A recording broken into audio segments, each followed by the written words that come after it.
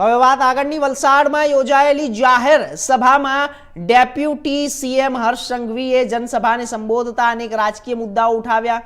તેમણે ગરમી વચ્ચે મોટી સંખ્યામાં ઉપસ્થિત રહેલા લોકોનો આભાર વ્યક્ત કરીને કહ્યું કે જનતાનો આ ઉત્સાહ ભાજપનો પ્રત્યેનો વિશ્વાસ દર્શાવે છે। તેમણે દાવો કર્યો કે વલસાડના બદનામ કરવાના પ્રયાસ કરનાર તત્વોને જનતાએ ચૂંટણી પહેલા જ જવાબ આપી દીધો છે। અનેક સ્થળોએ વિરોધ પક્ષને ઉમેદવારો ન મળતા 750 જેટલા ઉમેદવારો બિનહરીફ જાહેર થયા હોવાનું પણ તેમણે જણાવ્યું।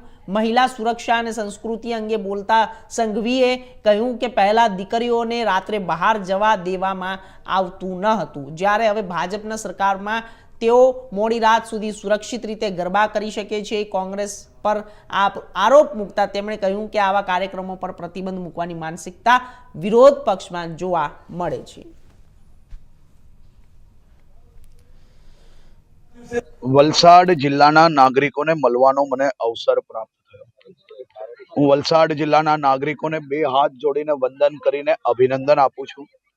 આટલી ભારે ગરમીમાં બી હજારોની સંખ્યામાં લોકો ભારતીય જનતા પાર્ટી અને ગુજરાતના વિકાસની ગતિને હજી વધુ ઝડપથી આગળ વધારવા માટે જે પ્રકારે સૌ લોકો એક થઈને એક સુરે ભારતીય જનતા પાર્ટીને આગળ વધારી રહ્યા છે, સહયોગ આપી રહ્યા છે, તમામ ઉમેદવારોને આશીર્વાદ આપી રહ્યા છે, તે બદલ મેં એમને આભાર બી માન્યો છે અને અભિનંદન બી આપ્યો છે। આજે સભામાં આવતા પહેલા વલસાડમાં આંબાવાડી પર અનેક ખેડૂતોને મળવાનો બી અવસર પ્રાપ્ત થયો। જે પ્રકારે ભવિષ્યની અંદર આપણી વલસાડની કેરી માટે જે સાંસદ શ્રી ધવલભાઈ અને ભારતીય જનતા પાર્ટીની ટીમ જીઆઈ ટેગ મેળવવા માટે બી જે પ્રયાસ કરી રહ્યા છે, આ બી એક ખૂબ જ ઉત્તમ કામગીરી છે। અને વલસાડ જિલ્લામાં જે પ્રકારે અમારા જિલ્લા પ્રમુખ કનુભાઈ દેસાઈ, પછી સાંસદ શ્રી ધવલભાઈ, ભરતભાઈ, અરવિંદભાઈ બધા જ લોકો ભેગા થઈને જે પ્રકારે કાર્ય કરી રહ્યા છે, જે વિકાસના એક પછી એક મહત્વના પ્રોજેક્ટો અહીંયા લાવવામાં એમને સફળતા મળી છે, તે જોઈને હું 100% માનું છું કે વલસાડમાં આ વખતે વલસાડના નાગરિકોને ભારતીય જનતા પાર્ટી સાથે મળીને એક નવો વિક્રમ બનાવશે।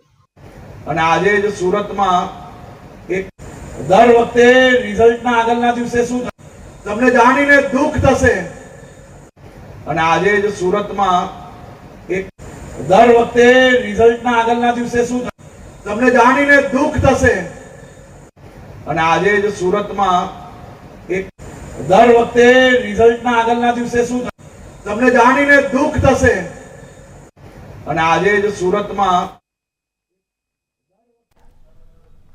સુરત શહેરમાં સ્થાનિક સ્વરાજ્યની ચૂંટણીને